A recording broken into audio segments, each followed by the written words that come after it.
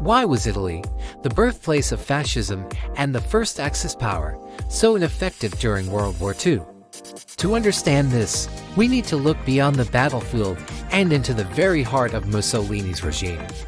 It all starts with a fundamental misunderstanding. Italy in 1940 was not the industrial powerhouse that Germany was, nor did it have the vast resources of the British Empire. Mussolini's dream of a new Roman Empire was built on a foundation of sand. Italy lacked crucial raw materials like coal, iron, and oil. In 1939, Italy imported almost all of its oil and over two-thirds of its coal. Without these, you can't fuel a modern war machine. Tanks can't roll, ships can't sail, and planes can't fly.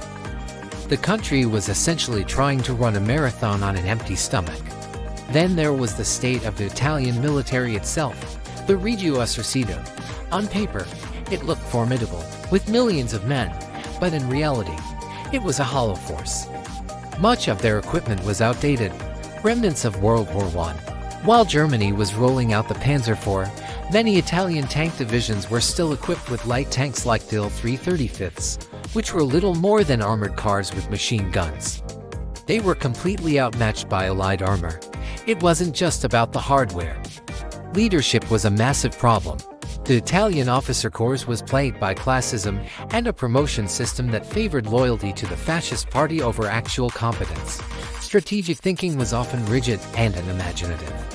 There was a significant gap between the senior commanders, who were often politically appointed, and the soldiers on the ground, who bore the brunt of their poor decisions. This created a crisis of morale and trust. And what about Mussolini himself? As the supreme commander, he was disastrous. He constantly interfered in military matters, often making decisions based on propaganda value rather than sound military strategy.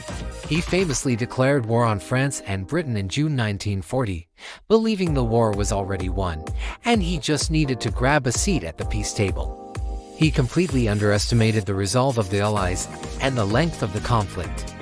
This single act stretched Italy's already limited resources to the breaking point. His impulsive decisions led to a series of military blunders.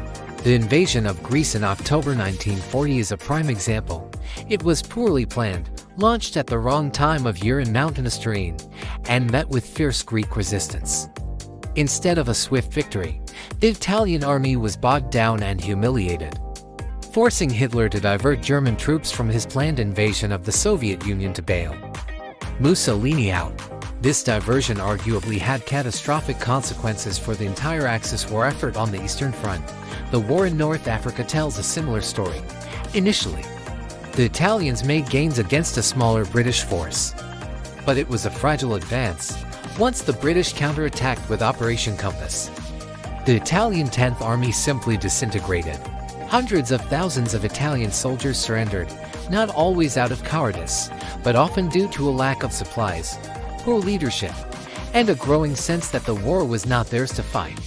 They were left in the desert without adequate water, food, or ammunition. We also have to consider the Italian people.